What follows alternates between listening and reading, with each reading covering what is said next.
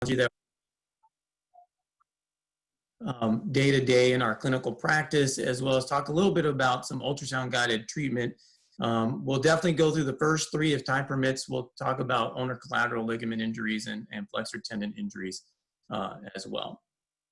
So as all of you guys know, right now, we're dealing a lot with using our phones and keyboards and electronics, and at least in our practice, we're seeing a lot more tenosynovitis of the first extensor compartment, where patients are using their thumbs quite a bit. And so now we're trying to help with the treatment of these. Often these patients are put in sort of a splint or given anti-inflammatories, but they can't hesitate from continue to use their phones and get on their computers. And so they're dealing with this sort of chronic aggravating injury. And so we're seeing quite a large number of cases.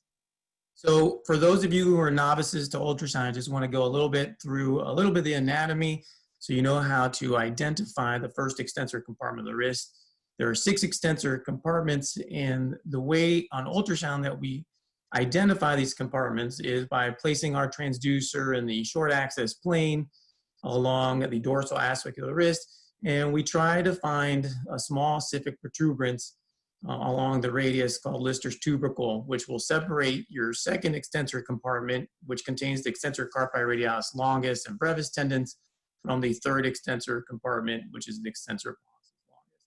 That helps originally to get your bearings, because sometimes when you're looking at the first extensor compartment, some people accidentally see portions of the second thinking that they're actually visualizing the first extensor compartment. This is what it looks like on ultrasound. You can see this is a fairly robust Lister's tubercle, which I'm very proud of, as this happens to be mine. And again, here's on the radial side, the second extensor compartment. On the ulnar side, the third extensor compartment. Here's the fourth, here's the fifth, with the extensor digiti minimi over the distal radial ulnar joint. And then you can see the rounded contour of the ulna. Once you find Lister's tubercle, at that point, you can have the patient rotate their hand. So here's Lister's tubercle. Here is the second extensor compartment. Here's the third, which distally goes over the second extensor compartment. And then we're really going to be keying in on the first extensor compartment. So at this point, you can rotate the wrist so that the thumb is facing up and look at the first extensor compartment, where you'll run into the abductor pollicis longus and the extensor pollicis brevis. You can see that often they appear to look like one tendon when they're actually 2, and as you course your transducer distally, you'll see that these will separate into 2 distinct tendons. Now and then there is a septation, which I will talk about, which will separate and subcompartmentalize the APL from the EPV. So one thing I want to talk about is a little bit of anatomic variation, which we often see on ultrasound and shouldn't be confused for pathology. So the numbers vary. Some people say 70 to 95% of cases, the abductor pollicis longus will be split into multiple tendon slips. So you can see in this case, there are 4, 1, 2, 3, and then the APL is the 4th here. And this is common to predispose to de Quervain's tenosynovitis, because as you can imagine with all these slips, it takes up a little more of the space, because remember, this is a fibroosseous tunnel with the extensor retinaculum over the top and the radius along the deep portion. So this can predispose people to getting de Quervain's tenosynovitis. The other important factor in seeing the multiple slips is not to confuse these for tears or longitudinal split tears. So we commonly see this. The other thing in this picture that I want you to look at is this small little ossific ridge on the radius. When you see this ridge, it often means that there's going to be a septation between the APL and the EPV, and that septation becomes important in regards to treatment, because you don't want to just place your steroid into one of the compartments. The diagnostic efficacy for your injection will increase if you can get your steroid around both the EPB and the APL. So when we're doing our injections, we want to confirm that there isn't a septation. Also, we want to make sure that our injectate goes around both of the tendons. I'm going to show you a quick cine here showing the tendons as we follow them. Here you can see it looks like a single tendon, but you're going to see that the APL will then go into multiple tendon slips. Some of the slips will go to the base of the first metacarpal. Some of the other slips actually will end up merging with some of the musculature. And here you can see the EPV as well. And there was a beautiful study in radiology showing cadaveric specimens, kind of detailing this anatomy. Many people claim that this looks sort of like a cut lotus root. I'm not sure if I necessarily see that, but it kind of stands for each of the little tendon slips, and something that we need to be aware of. The EPB can also be split. That only happens in maybe 4 to 7% of cases. And the other thing that can be interesting in this area is that you can actually have an absent extensor pollicis brevis in about 4% of cases. So it may not even be there. So don't be surprised if you don't happen to see it. When we're doing our injections, one of the things that I tell our residents and fellows to look for is a small sensory branch of the radial nerve that traverses over the top. It goes from the radial side to the ulnar side as you go from proximal to distal. And you don't want to hit it. If you do, it tends to result in quite a bit of screaming for the patient, and they'll actually tell you that they feel a sensation going down into their hand. It's pretty tiny, so can be difficult to identify from time to time, and that's why some people like to come from an ulnar side when they're doing their injections rather than a radial injection. But I think you should go whichever way is easier. To be honest with you, often we do come radial if we have too many veins in the way. And if you need to do something, you can hydrodissect or push this nerve out of the way with a little bit of anesthetic as you make your way into the tendon sheath. But important for us to recognize and see in order to kind of avoid this structure. I will tell you that there was a case from an outside institution where they actually penetrated the nerve and ended up resulting in a neuroma in the area, which ultimately needed to be surgically removed. So typically with depravane tenosynovitis, as you can imagine, we're going to see either enlargement of the tendons and sometimes some tendinosis with central areas of hypoechogenicity. But what we're really looking for is either fluid or hyperemia in the tendon sheath. Here we can see that hyperemia. You can see there was a little bit of fluid in the tendon sheath, and this person had multiple tendon slips for their APL. And the way we do it is that we like to come in the short axis. You can see at the University of Wisconsin, we pride ourselves in a sterile technique given the lack of gloves or a cover in this particular example. This just is a picture of my hand's son, so we weren't actually doing a procedure here. He was kind enough to let me use this just to kind of show you how we set up the procedure. We sometimes use a small compact linear. We will put a pretty large gel pad in order to visualize our needle because of superficial structure, and then sort of come in a short axis plane, in plane. And we like to come deep to the tendons, typically at the level of the distal radius, although if there's fluid in the tendon sheath, it's easier to locate and sort of course our needles into the areas of fluid if needed. But the reason we like the short axis is for various reasons. One, it's easier to pierce through the retinaculum as well as into the tendon sheath.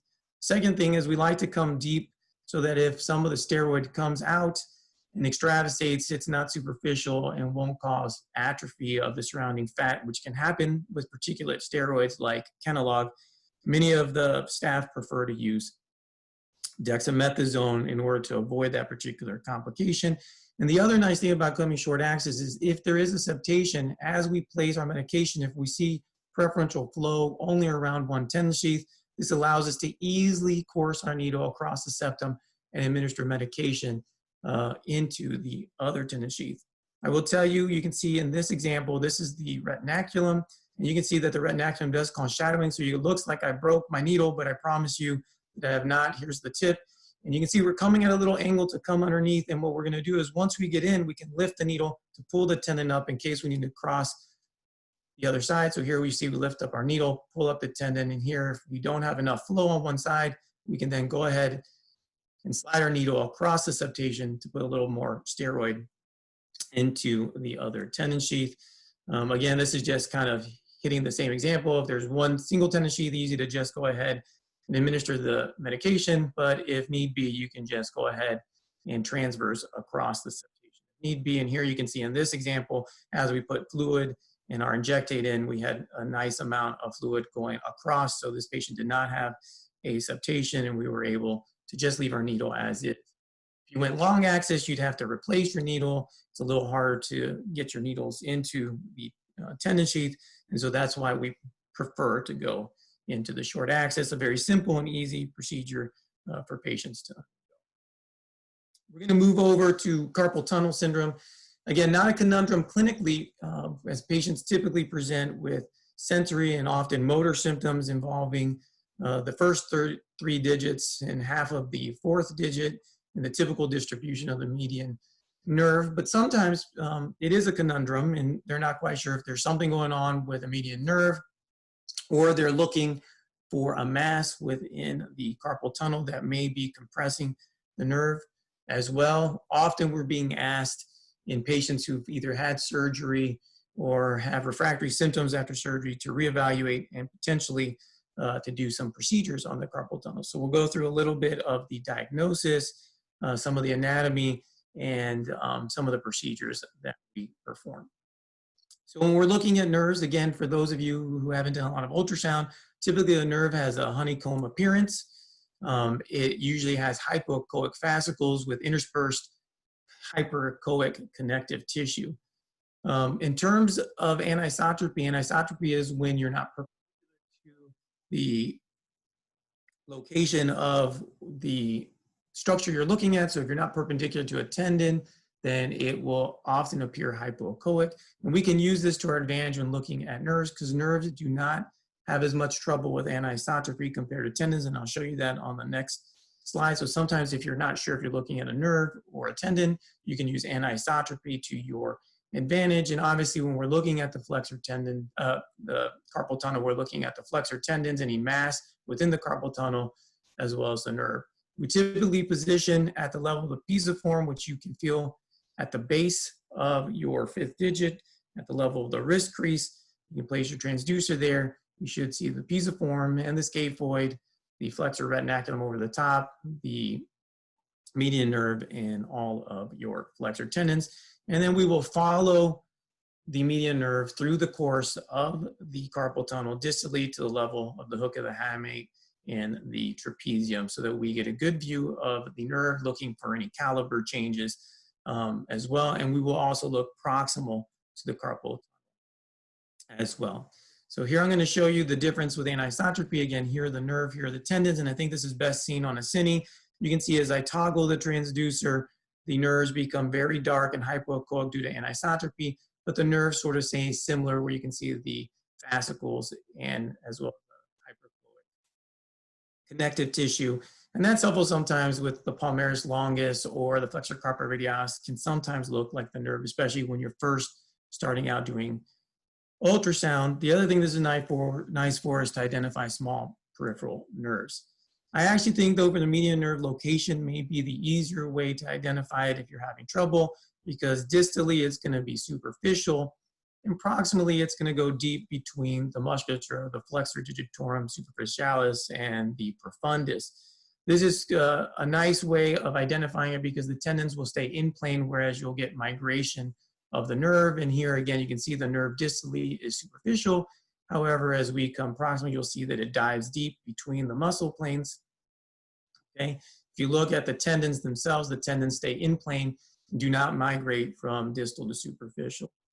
And I'm just going to have your attention to one other structure here. This is the pronator quadratus muscle, the only transversely oriented muscle in the distal forearm. And this is, you can see this here on the static view as well. This is one of the areas that we will measure the median nerve when we're trying to make the diagnosis of carpal tunnel syndrome, as I'll discuss on a subsequent slide.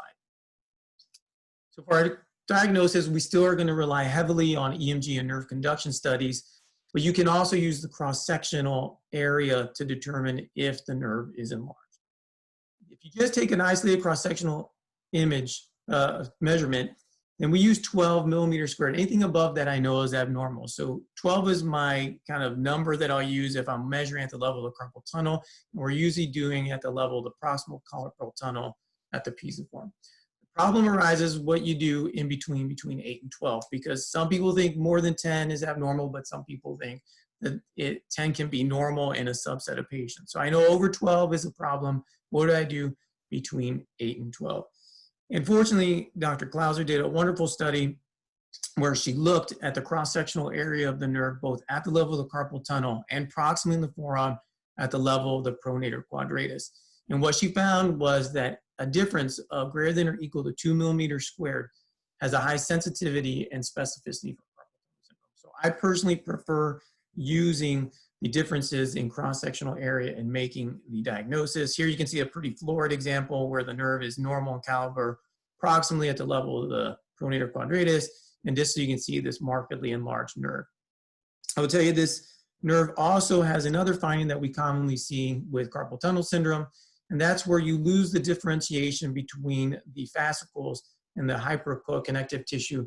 Many people believe you get edema within the connective tissue, and therefore it becomes more hypoechoic and harder to differentiate between the fascicles and that connective tissue. And here again is another cine.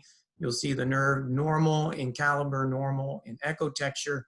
And then as you go distally, you're going to see that the nerve becomes enlarged and again difficult in differentiating between the connective tissue and the fascicles. So this is how we primarily are going to diagnose carpal tunnel syndrome on ultrasound. I'm just going to take a few seconds to talk about the motion. I don't typically really look at the motion of the nerve to make the diagnosis because most of the time it's fairly obvious diagnostically and clinically. But in cases where a patient is complaining of symptoms that seem to be in keeping with carpal tunnel syndrome, I will look at the motion of the nerve. And the way we test it is we look at the nerve in the neutral position, which should be horizontal in orientation, and then we just flex the wrist. As we flex the wrist, the nerve should then go into a more vertical orientation and normally move into a vertical orientation. So I'll show you this here. Here's the nerve. Okay, that's a little quick, so I'm going to slow this down a little bit so you can see.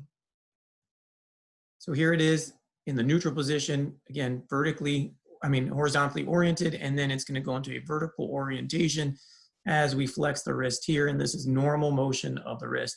In the setting of carpal tunnel, often it stays stuck in this position, and you do not see it translate over. Some people think that that may be partly secondary to the fact that it's enlarged and sort of being entrapped by the retinaculum. But now and then you'll get surprised, and so I'm going to show you a case where a patient came in, had symptoms that are very in keeping with carpal tunnel, and I was a little bit surprised to see what it did because the nerve looked normal. And I'm going to show you, here's the nerve here. The nerve came down normally as expected, but I'll show you this in slow-mo too. It actually snapped between the flexor tendons instead of going back up and on its way to being back superficial. So if you come back here, at this point, this is what it should do, where it goes vertical and then back. But here you'll see that it actually snaps between the flexor tendons. And that's when the patient was feeling his symptoms. He did some construction, and so every time he would use sort of a screwdriver, he would get these horrible kind of painful sensations going down his hand, and then he'd have to stop for a while, let his hand calm down, and then continue to work. And so I had never seen this before or since, but he had a very unusual pattern where that poor nerve was getting impinged every time it went through, and so he ended up going to surgery to see if they could sort of release the fascia here and see if they could have the nerve from no longer flopping past through and then back up. So an interesting case. So you never know. It's good to take a quick. Okay. And then we have to remember a bifid nerve. Sometimes you have an early branch of the median nerve. Important to diagnose as well as to report, because if the surgeon cuts the retinaculum, there's a potential that they will injure another structure that's commonly seen with the bifid nerve, which is a persistent median artery. So here you can see the two branches of the nerve proximal to the carpal tunnel with a persistent median artery. For these cases, to make the diagnosis of carpal tunnel syndrome, we just double the number. Instead of 2, we use 4 millimeters squared, and that's by taking a cross-sectional area of each individual branch of the nerve, not the whole circle, but each one individually, where we do a hand-drawn cross-sectional area. For those of you, I know that Dr. Gonzalez has done some carpal tunnel releases. It's also important to know a little more anatomy around this area, which is something that we just have sort of been looking at over the past couple years. There are some small branches that we'll talk about. Not only can they contribute to pain and be another cause of pain that's similar to carpal tunnel syndrome, we're going to map these out before we place needles across the transverse carpal ligament in order to help patients with this diagnosis. Okay, now most of the things that we're going to try to avoid are going to be on the radial side. So you'll see later that we tend to try to place needles across the transverse carpal ligament along the ulnar aspect. And I'm going to go through each of these structures on the next slide. First thing we're going to talk about is the palmar cutaneous branch. This is a sensory branch that comes off the median nerve proximal to the level of the carpal tunnel. And in most circumstances, it'll come off radially. It typically will come off the median nerve as it kind of comes superficial, and then it will go radially kind of between the palmaris longus and the flexor carpi radialis tendon. And there's a small little fascia here called the antebrachial fascia that as it goes distally, it'll penetrate through, and that's a common site where it can be entrapped. These patients, if they do have entrapment there, will come in just with sensory symptoms because they will have sensory problems in the thenar eminence because this supplies the thenar eminence, primarily the skin and the subcutaneous tissues. Here's a quick cine. This is the nerve here as it's coming from deep to proximal, and you're going to see that the small branch comes off here. So I'm going to stop here. Okay. So if you look right here, you're going to see the little branch. Let me go a little further. There it is. So this is the small branch. Here's the median nerve, and you'll see that the branch is going to continue to course radially towards the flexor carpi radialis. Here it is. And if I follow out further, it'll penetrate through that antebrachial fascia. Okay. And again, this is what it normally looks like. It's usually less than 1 millimeter in size, up to 1 millimeter, but no larger than that. You can see in this example, the median nerve, the palmar cutaneous branch is markedly enlarged, both proximal as well as distal to that antebrachial fascia. It was impinged at that level, and this is a surgical specimen here where you can see it's enlarged on both sides of where it went through the antebrachial fascia. This can also be injured at the time when they do carpal tunnel releases.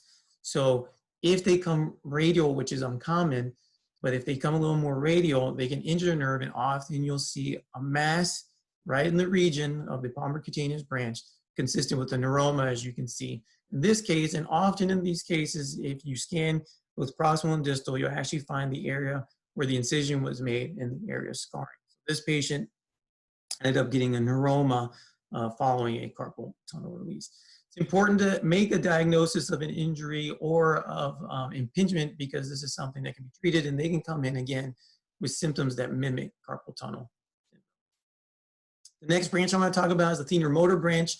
It's a branch that comes off of the radial division of the median nerve and typically wraps around the thenar musculature. So this is the transverse carpal ligament. Here's the median nerve, and then the branch will come off and typically wrap around the thenar musculature. Now and then there will be a small accessory thenar motor branch. That is very difficult to find because it's small. It's something we also need to look for. This is important for the surgeons because if this gets injured, this will lead to inability to use your thumb because it innervates the thenar musculature. And many people call this the $1 million nerve because when it does get injured at the time of a carpal tunnel release, this is what leads to lawsuits and there are major legal ramifications. It's good for you to map it also if you're going to do these procedures because you obviously do not want to injure this branch. So you want to make sure that you can see it. And the reason being is that in some cases, it will actually penetrate through the carpal tunnel or branch earlier and be subligamentous as well. So you need to find these variations. If it goes in or penetrates the carpal tunnel, then not only do the surgeons have to avoid it, but if you're going to perform a procedure where you're going to try to release the transverse carpal ligament, then you also need to be cognizant of where it is located in respect to the ligament and where you're placing your needles or any device that you're using to release the transverse carpal ligament. I think it's a little easier to see on real time. In this example here, my blue arrows are the small branches off of the median nerve. This is the deep portion of the thenar motor branch. This is the superficial portion of the thenar motor branch as it's coming over the musculature. And then here you can see part of the transverse carpal ligament. I'm going to show you again a cine in a second. This is by turning your transducer kind of in more the long axis of the nerve. And so here is the branch off of the median nerve, the radial branch. The vertical part, usually of that nerve, has a little bit anisotrophy, and you can see it wrapping around the thenar musculature. And then here again is a cine that I'm going to show you. This is the median nerve here. These are the thenar musculature for orientation. And then you can see the little branch. Here's the small branch right here. You can see here coming. Now we're going to go distal again. There it is coming over the top of the thenar musculature. Okay, so that's how we're going to find it, following the median nerve distal all the way as it goes beyond the carpal tunnel, and then hoping to find the small branch coming over the thenar musculature so that we can avoid injuring it. It's also, if someone does come in with symptoms after a release or has some motor weakness, it's good for us to look to see if there was an injury to the thenar motor branch as well. When we're planning for any procedure in this area, we typically want to look at where the ulnar artery nerve is, because we're trying to avoid all these structures that are on the radial side, that palmar-cutaneous branch and that thenar motor branch. So what we're going to do is try to find a safe place to place our needles or any devices. And so what we need to ensure is that we're not going to injure the ulnar artery or ulnar nerve. So what we do is we look again at the carpal tunnel at both the level proximally and distally. Most people want to look at it at the level of the hook of the hamate, and we'll find the median nerve and the ulnar artery, and usually the nerve is right next to the artery. And we want to see what the distance is between the border of the median nerve and the border of the ulnar artery. Now you can see the safe zone is essentially almost zero, and what you're really trying to make sure is that the ulnar artery does not overlap the median nerve, so that hopefully you can get a device in there or a needle to go across the transverse carpal ligament. If the artery is fairly close to the nerve, what you can do is place a needle in there and hydrodissect with some saline or some anesthetic to push the artery more ulnarly to get it out of the way to perform your procedure. So you don't need a lot of space. As you can see, you just have to make sure that the artery is not overlapping the median nerve. The other thing that we're going to look at is where the superficial palmar arch runs. So that comes off of the ulnar artery and kind of wraps around. And you can see they claim that the safe zone between the distal end of the transverse carpal ligament and the artery only has to be 2 millimeters. That's a little tight. Personally, I like mine to be 4 to 5 if I'm going to perform a procedure. Unfortunately, in most cases, it's actually pretty close to about 1 centimeter, but you want to make sure that you're not going to cause a vascular injury if you are going to go ahead and perform a procedure where you're placing a needle across that transverse carpal ligament. So the mainstay of treatment for us in radiology has been primarily doing a steroid injection. So I'm just going to talk to you a little bit about this as well. Most of us come from an ulnar approach, but you can't come from other approaches as long as you're safe and can identify all the non-targeted vital structures that you want to avoid. And personally, we like to place a very large gel pad so we can actually put our needle in the gel pad and then bring our needle into the subcutaneous tissue, avoiding, overlying vessels or any small nerve branches. And then we will place our needle under the flexor retinaculum. Here's the median nerve right here. And then we will place a little bit of anesthetic to hydrodissect the nerve away from the transverse carpal ligament. And then after we ensure we're in a good spot, we will administer our anesthetic and steroid cocktail. So here you're going to see I'm going to put a little bit of fluid in there, kind of just hydrodissecting here, knowing that I'm in there safely. Most people will often just place their needle there and put the injectate in that region. For me, personally, I like to see that the corticosteroid and anesthetic circumscribe my nerve and dissect it off of the underlying flexor tendons as well. So if I do not see the injectate circumscribe my nerve, I will actually retract the needle and bring it under the nerve. In this case, we only saw the injectate going between the transverse carpal ligament and the median nerve. So we retracted the needle and brought it back and then came under the nerve. So here's the median nerve. You can see here's a little bit of that fluid still left from where we placed the original injectate.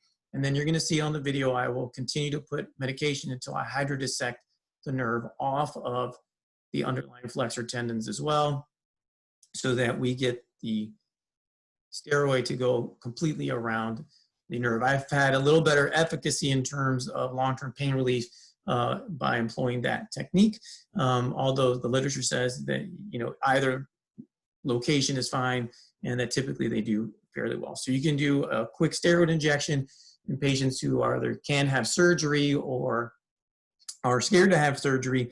or even in refractory cases, often you can start off with a steroid injection, and there's been good proof that this can help significantly in the subset of patients.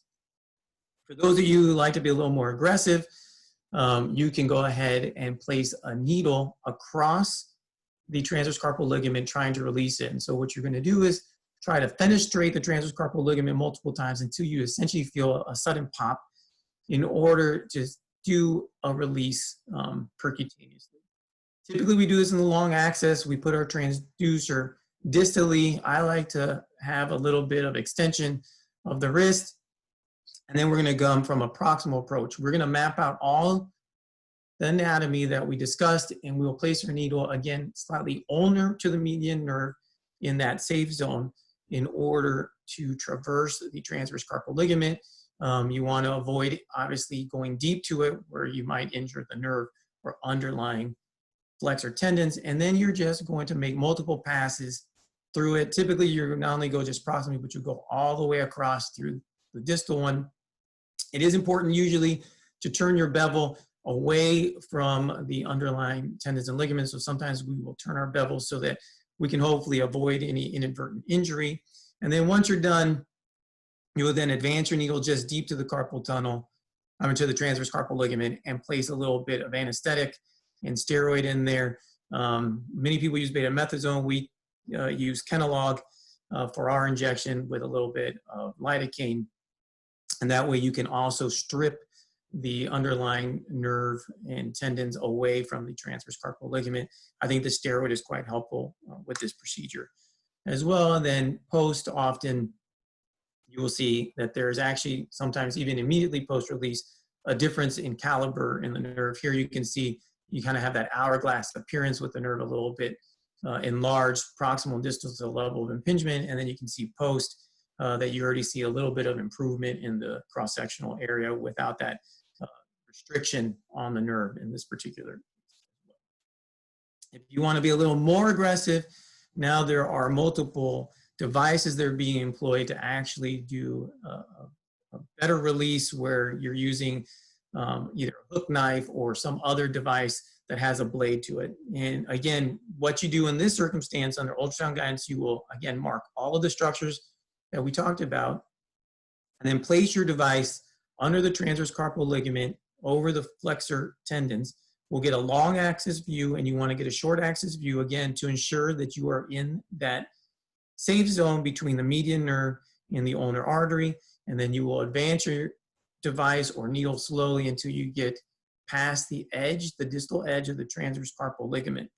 At this point, as long as everything looks safe, with this particular device, it has a balloon that you can deploy, and it will push your median nerve over, as well as your ulnar artery if it's adjacent, to give you a little bit of a better safety with the procedure by displacing some of these vital structures that you don't want to injure. Once that's deployed, you can then deploy either if you have a hook knife, or with this particular device, you can deploy the knife. Here you're going to see, this is us deploying the knife here. Okay, this is, sorry. Here it is. You can deploy the knife, and then you can retract it if you don't like where the location is here.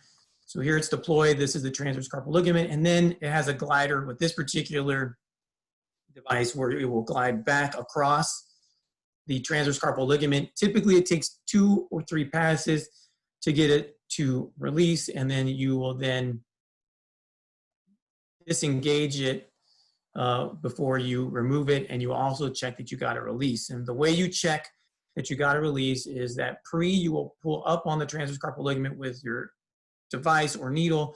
You will not be able to get your needle into the subcutaneous tissues, and then following, you will try to do the same thing, and then you will be able to get your needle to get into the subcutaneous soft tissues through your defect. Dr. Nazarian just put out an AJR article discussing this technique, which is a great article. And this is from his article where you can see that they had this is with a very thickened flexor retinaculum there. And you can see that they are trying to push their needle beyond it, which they can't because they have not performed the procedure quite yet. And then subsequently, following the procedure. Again, here's the median nerve. Here is their device, and they had already made the transection. And when they do this, you can see that they will then get their needle and push it through the defect. This ensures that you got an adequate release, both proximal and distal. And this is one of the benefits of this particular procedure over doing this endoscopically, because endoscopically, the issue that some of the patients have is that the release is incomplete distally because they didn't have adequate visualization. And so some of the patients will have to come back for a repeat, or sometimes they'll come to us to see if we can release the portion that was not completely released. But with ultrasound, you can use the needle to get through the defect and confirm that you have an excellent release of the retinaculum, both proximal and distal. This is a fairly new procedure, probably been around for a couple years now, and has shown excellent results so far. Fortunately, there have not been any major complications. The only complications that I've seen reported is a case of an infection, as well as a case where a patient had a hematoma proximally where the needle was originally placed in the forearm that I think required evacuation. But so far with the sample size that we do have has so far been a fairly safe procedure. So something that radiologists are starting to perform, orthopedic surgeons are doing, as well as sports medicine doctors, and may be the wave of the future, because the incision is much smaller for this particular procedure. The recovery time is much quicker. The patients have had high satisfaction scores with this particular procedure. So another way of treating as well. We're going to move on to some pulley abnormalities and treatment of particularly trigger finger as well. So as many of you guys know, the pulleys wrap around our flexor tendons to hold them up against our phalanges in order for us to be able to flex our tendons. And we're primarily going to be looking at the annular pulleys. There are 5. The odd ones are at the level of the joint. So A1 is at the metacarpophalangeal joint, A3 is at the proximal interphalangeal joint, and A5 is at the level of the distal interphalangeal joint, with A2 and A4 being interspersed in between. This is a long axis view, so here are our flexor tendons. And usually what you'll see is sort of what I consider a cigar-shaped small hypoechoic structure right over the tendons. I am going to magnify this. Here's the metacarpal, here's the proximal phalanx, the metacarpal phalangeal joint. And you can see here this very small hypoechoic structure. I think it has a trilaminar appearance with the meat of it looking hyperechoic, but you can see at the edges a little hyperechoic kind of appearance on both the superior and inferior borders. So here's the A1 pulley. As you go more proximally, here is the A2 pulley again, a little bit longer hypoechoic structure right here as well. These are the two that we most commonly are evaluating with ultrasound. A1 can become thickened and cause difficulty for the tendons to translate normally, and A2 is the one that's most commonly injured and torn, often in people who are overusing it, like a rock climber as well. And then what will occur is we'll get a bowstring appearance where the tendon is no longer opposed to the underlying phalanx and sort of popped off, as I'll show examples of in just a few seconds. So what do we see with trigger finger? Well, typically we're going to see an enlarged A1 pulley. So you can see this pulley is much thicker than the examples I showed. This is the patient's contralateral hand with a more normal appearing, very thin, small pulley. So this is what we commonly see. Now and then we will see a cyst. So you can see this patient had a cyst associated with the A1 pulley.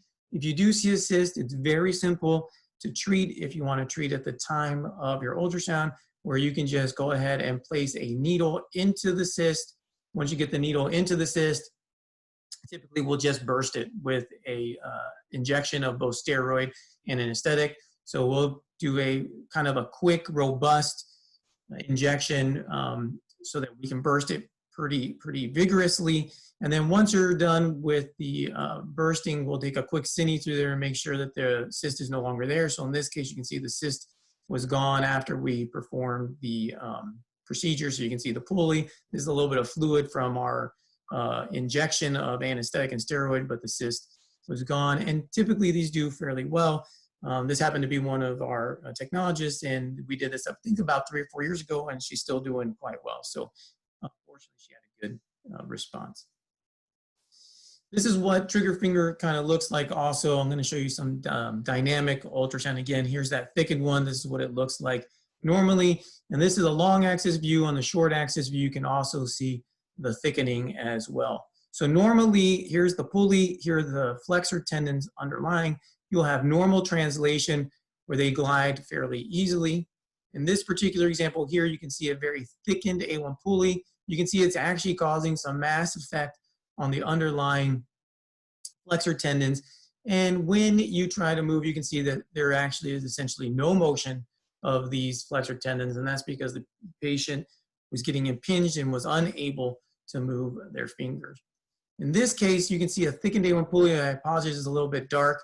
The superficial tendon is the flexor digitorum superficialis, and this is going to be the flexor digitorum profundus. And you're going to see in this case that the profundus is going to move to a greater degree compared to the superficialis. So you can see it moves a little bit more, not in concert with the superficialis. So with this patient, they were able to flex their distal interphalangeal joint, but unable to do their proximal because of the mass effect of the A1 pulley on the superficialis. In this case here, you're going to see a thickened A1 pulley. You're going to see a sudden give of the tendon. So sometimes they're pushing, pushing, pushing, and then all of a sudden there'll be a give. Let's see if it's going to play. So here you can see the thickened pulley here, the tendons, it's not wanting to move, and then all of a sudden both go at the same time. So they were getting a little bit stuck, and then finally they get a release. And then finally, I'm going to show you that sometimes the A1 pulley will snap. So here are, again, the flexor tendons. And then you're going to see the pulley here just going to all of a sudden snap. So a quick snap. So the patient was feeling the clicking in this circumstance. So there are different things we can do to help treat these patients who are getting these fingers that are getting stuck. One, you can just do a quick steroid injection. The way we position is we place our transducer over the metacarpal phalangeal joint. We like to come from distal to proximal with our needle. It's good to put your fingers on the finger that you're doing so that you can extend the phalanx away to give yourself a little more room, because this is a fairly superficial structure. And again, we like to put a gel pad so we can place our needle into the gel pad first, find the perfect trajectory, and then slide our needle in. At our institution, we like to put the steroid between the thickened pulley and the flexor tendon. Some people put it not only here, but will also inject a little steroid into the pulley. That can be a little difficult to do because when you try to inject, you get a lot of resistance. We haven't noticed a difference in terms of treatments. We did do a couple where we did both and didn't really notice a difference in efficacy. So now we just sort of place our steroid between the flexor tendons and the pulley. Not too difficult to do once you get used to it. One little tip is sometimes it's a little difficult to get your needle flat enough to get into the area. So what you can do is you can actually just manually put a bend about 30 to 40 degrees on the needle to flatten the needle so you can slide it in. And again, you can keep your bevel sort of facing away from the location of the tendon so you don't inadvertently injure the tendon. If you want to do a release, it's very similar to what I showed for the transverse carpal ligament. What you can do is, again, place your needle. Again, you want it pretty flat, not aiming towards the tendon, and flat so that you can traverse across the location of the thickened pulley, and you're going to do multiple fenestrations until you sort of feel a quick pop. Again, following this procedure, after you've done the release, you will still go ahead and place steroid and anesthetic between the pulley and the tendon. And this is a case where you'll see the patient was able to actually flex, but unable to extend the finger after flexion, where she will manually grab the finger to extend it. And then following a release, you can see that she's able to move the fingers normally, no longer getting stuck. So a fairly quick and easy procedure, fun one to do, as long as you understand the anatomy and feel that you can safely do it. And then here you can see, I'm just showing you examples of some pulley injuries. Again, you should have the pulley closely opposed to the proximal phalanx. If you have an A2 pulley injury, Usually you'll see that bowstring where the tendon falls away from the edge of the cortex of the proximal phalanx, a bowstring appearance. And most commonly see A2 injuries, but often if they injure the A2 pulley, that can propagate distally, and sometimes you'll get other injuries that propagate to involve A3 and A4. Here again, this is the proximal phalanx, had an A2 injury, but you can see at the level of the joint, the tendon is markedly displaced. So he has an A3 injury and an A4 injury as well. I think for the purpose of talk, given that we're about 7:50, I think we're going to end here in regards to the lecture in order for me to answer any questions. I want to just kind of tell you again, carpal tunnel syndrome, right? We're going to look at the cross-sectional area of the median nerve at the level of the carpal tunnel and pronator quadratus muscle. Remember when you're looking at it to make that diagnosis and to be safe. And hopefully this will inspire some people who are not doing some of these procedures or looking at these areas to get their hands dirty and do some of these procedures that I think are very helpful for our patients who are coming to see us, especially those who might not be surgical candidates. I want to thank you all for your attention and really thank the Emory department for inviting me. I'm humbled by the fact that you asked me to give a lecture. There's so many wonderful lecturers, and the fact that you invited me was, it's just, I can't thank you enough for inviting me. I'm very humbled by this experience and hope that you enjoyed the talk. Thank you so much for your time again.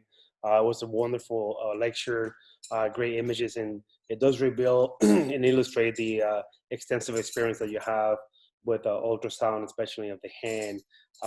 So some of the questions have come in, and I will just find them here and read them.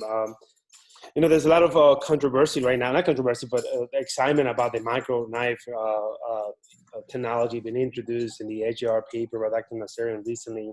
And you went over aspects of that procedure. So there's some questions with regard to that. So one question here is, what are the post-procedural patient instructions and recovery times for these procedures, and how does it compare to other methods of treating carpal tunnel? So actually, surprisingly, the recovery is pretty quick. We get them into physical therapy pretty quickly. So for me, it's usually within 5 to 7 days. We have very little restrictions. So within 2 to 3 days, they can start using their hand because, as you can see, there isn't a large incision. It's an incision proximally. The incision is about 5 millimeters in length. And so they're able to actually use their hands pretty quickly. I want them to use their hands soon because I don't want scar tissue to form, and I sort of want that hand to be active pretty quickly. And so the restrictions are minimal. You know, we'll sometimes leave them in a splint for a day or two and then tell them at day 3 they can go ahead and start using their hand accordingly. And then typical incision, we just tell them to keep the area dry and clean. I don't use any stitches. I just do steri strips. So they can remove those in a week, and as long as they keep the area dry, really very little restrictions whatsoever on this. It's pretty, it's less, so the recovery time is faster than an open. It's a little bit faster than when they do it endoscopically as well. So with endoscopically, they usually wait about a week or 2 before they're really going to get them active with the hand. So it's a little quicker recovery time. This is a question with 4 components, and I know it might be a little too much, but do the best you can. So the first question is, what are the indications for hydrodissection in carpal tunnel syndrome? What will be a general definition for failure of conservative treatment in the context of carpal tunnel syndrome? Which solution and volume do you usually use for hydrodissection in this setting? And what to do if accidentally hit the median nerve during the hydrodissection? I hope I remember, because I'm getting older and demented, so I don't know if I can remember all 4, so you might have to remind me. Absolutely. So what are the indications for hydrodissection in carpal tunnel? So hydrodissection, typically when we're asked to do hydrodissection, the indication is someone who has carpal tunnel syndrome. Usually it's a patient who has been deemed non-surgical. They may have comorbidities that preclude them from having a surgical procedure. And because it's a fairly safe and quick procedure, our surgeons often prefer to start off with a steroid injection. So what gets referred to us is, can you do a hydrodissection? So it's for carpal tunnel syndrome, but it's mainly in patients who are non-surgical candidates. I think the question was, what do I administer for these? Yeah, the volume and solution and volume that you use during the hydrodissection All procedure. right, so I tend to use Kenalog and lidocaine. So I use a cc of Kenalog 40, and then I usually use an additional 3 cc's of lidocaine, and usually, so that's a total of 4. So I usually put 2 on top and 2 on bottom. Sometimes I'll use a little less if I get a really great stripping with, you know, only 1 or 2 cc's superficial and 1 or 2 cc's deep, then I don't have to give as much, but that's approximately the volume that we're giving. And what I'm looking for is, I didn't show it on the video, but I will go long access to the nerve as I'm injecting as well. I have our sonographers go long access so that I can see that the injectate is traveling along the entire course of the nerve and going along the entire course of the carpal tunnel. So if I see that the fluid has stripped the nerve off and is kind of circumferential along the entire length of the carpal tunnel, then I feel like I've done a pretty good hydrodissection. And so that's sort of how I confirmed that I had enough volume in there. And the last question is, what would be a general definition for failure of conservative treatment in the context of carpal tunnel syndrome? If we do the procedure, what we do is we do give them like a 2-week survey, and then I follow up with them in a month, and then at 3 months. And what we're honestly doing is just looking to see if their symptoms have resolved. If their symptoms have only partially resolved, but they tell you that they're pretty functional and they're feeling great, then that's a fine result as well. But we're looking for primarily complete resolution. They know that there's a chance, because obviously we're not doing release, that their symptoms are going to come back, but we're trying to get them functional and hoping to get them, you know, as functional as possible. So we like this to last at least 6 months to a year if we're just going to do the steroid injection, and then they can come back if they need to for additional injections. But essentially, you want their symptoms to resolve. So you want their sensory and motor symptoms that they presented with to resolve, or at least be mild in comparison to what they were before, where it doesn't affect their activities of daily living. Another question with respect to the newer microknife procedure that you spoke of. How long does the entire procedure take in your experience? And, you know, with a caveat that some hand surgeons claim that they can release a carpal tunnel in the clinic using lidocaine in about 10 minutes or so. So how competitive this procedure is with respect to surgery? I think you spoke about how some of the distal branches sometimes don't get released. Yeah, so I mean, the only, like, the benefits that people have been reporting with this over like an endoscopic one is that you can see the distal portion of the transverse carpal ligament, and so you can confirm that there's a release, which now and then, in a small subset of those being performed endoscopically, sometimes because of difficulty visualizing that area, is not released. So that's one of the advantages. Obviously, the other advantage is being able to map out that motor senior branch. And some surgeons at some institutions are now asking that these branches get mapped before they do endoscopic releases. And so they'll be aware of the location of some of these structures. So at some institutions, I do know that they are asking for mapping prior to the endoscopic release. But in regards to the procedure, it's like 5 to 10 minutes to do. Obviously, it takes you, I mean, it also depends on how comfortable you are performing the procedure. Obviously, with experience, it becomes much quicker. But the mapping is probably the most important. I probably would tell you that the mapping takes the longest, more than the procedure, because if you're being careful to make sure that there aren't these little accessory nerves or these small nerves branching in areas that you don't want to injure. So the mapping probably is going to be 5 to 10 minutes, but the procedure itself is honestly about a 10-minute procedure. Another question was, when you're performing first extensor compartment lidocaine corticosteroid injections, given the variant anatomy that can exist in this compartment with multiple septations, how much volume of injectate do you usually administer? Do you prepare like a 2 cc, do you prepare a large volume of injectate and then go from there, or how do you judge? We don't put a large volume because when we used to, a lot of it would just sort of extravagate out, and so I'm trying to keep it contained into the tendon sheet. So honestly, we do only 2 cc's total. We do one of steroid and one of anesthetic, and almost always and exclusively you can follow it proximally distally, and it fills the entire tendon sheath at that point. So we haven't had to go more than 2. In the past, I think we were doing 5, and what ended up happening is the vast majority started extravasating out from the increased pressure, and then we were a little concerned that then maybe some of the steroid and anesthetic were just leaking out and not in the tendon sheath long enough to maybe have as good of an effect. So currently I only use 2, and that seems to have worked out very well for our practice. So now I'm going to transition to my colleague, Dr. Singer, who has additional questions. Hi, I just only have one question. You know, we've gone a little back and forth on this, and I personally enjoy doing wrist injections, especially like intra-articular injections with ultrasound. But you know, when we're doing it for an arthrogram, a lot of people really like having the fluoro part of it so that you can see, you know, where the contrast goes.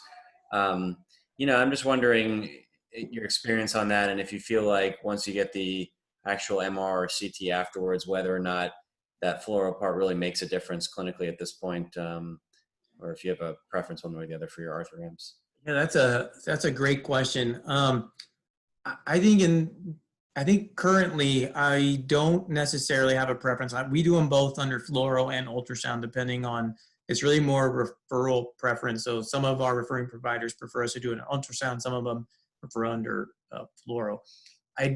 I know that many people prefer the fluoro to see if the contrast kind of goes through, the scapholunate interval or the drudge, but I haven't found that it has been a diagnostic dilemma to determine the site of injury now that MR imaging is so good.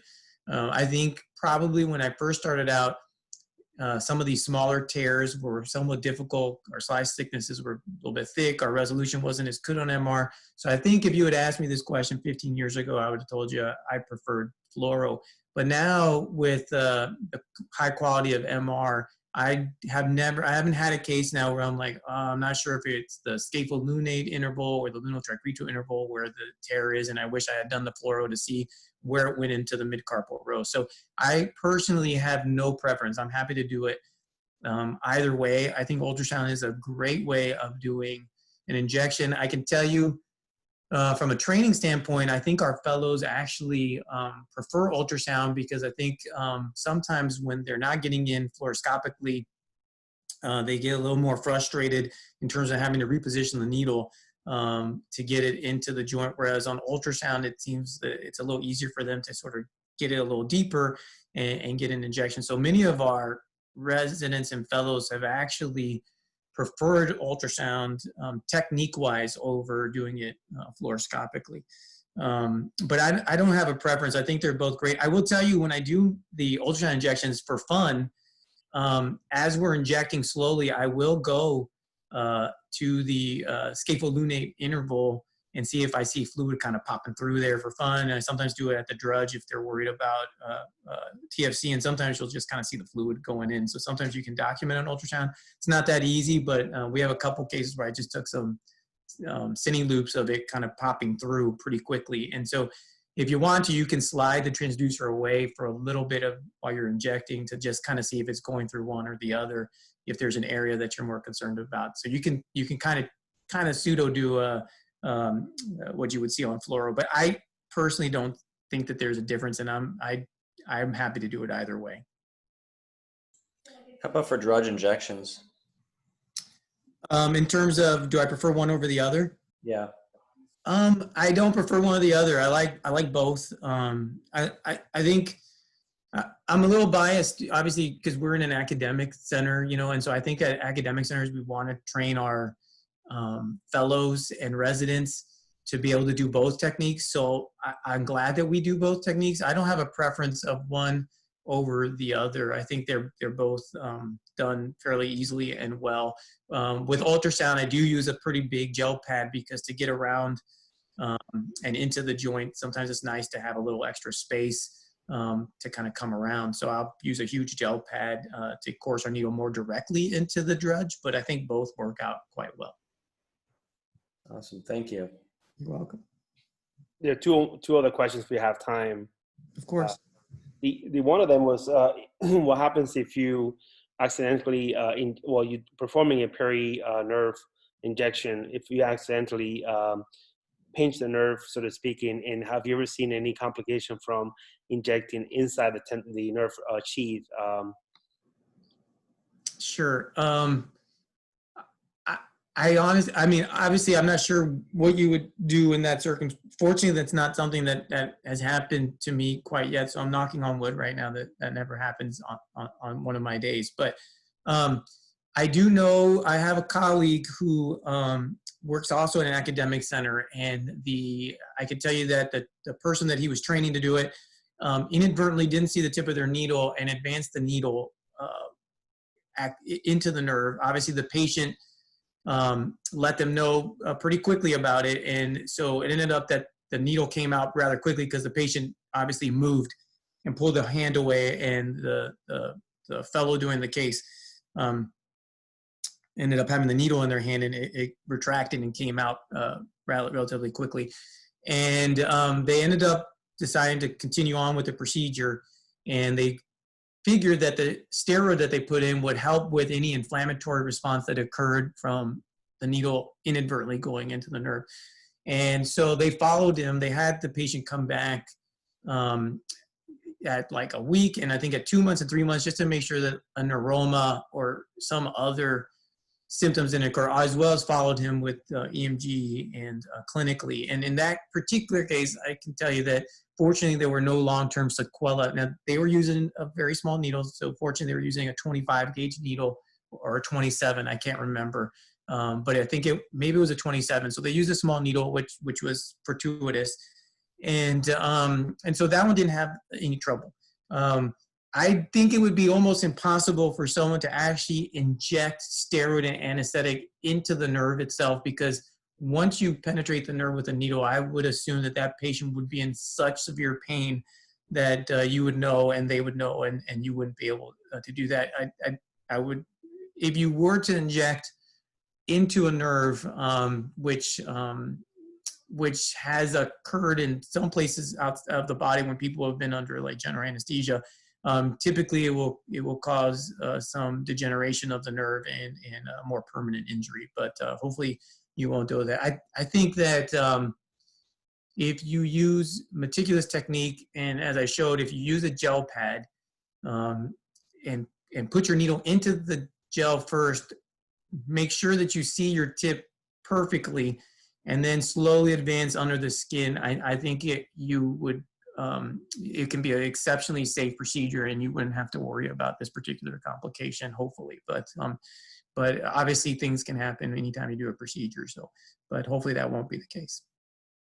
Thank you. This is the last question. I know that you didn't mention that in your presentation, but at your institution, do you guys do this radiology, do the ultrasound exams to look for rheumatologic conditions and for active synovitis? And if you do, can you briefly summarize the protocol that you use? Sure. We do them.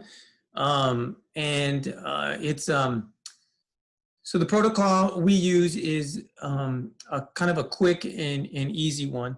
What we usually do is first we're going to go to the site where the patient has their pain. So we're going to definitely image the joints where the patient is reporting that they have the most significant pain or the most significant soft tissue swelling. So that's where we're going to start looking for the areas of synovitis and erosions. And then we do look in addition to certain areas. So we always look at the second and third metacarpal phalangeal joints, just because those are so commonly involved in a person who has an inflammatory arthritis. We also will look at the dorsal recesses of the wrist at the radiocarpal joint and the midcarpal joint as well, to look for synovitis and erosions, again, a very common area. And then we do look at the extensor carpi ulnaris tendon and the ulna adjacent to it to look as well.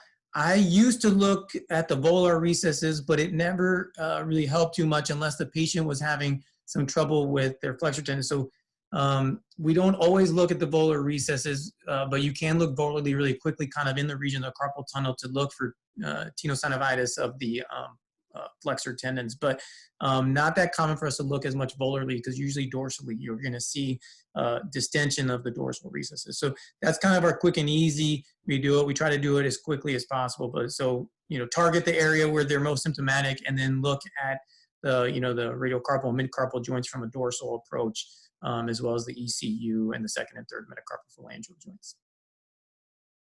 Great. Thank you so much, Dr. Rosas, for being so given and giving us a portion of your time today to educate us all about this great field, ultrasound MSK. So thank you so much, and have a great day. You too. My pleasure. Thanks for having me. It was a thrill for me. Great. Thank Thank you so much again. Stay safe, everyone.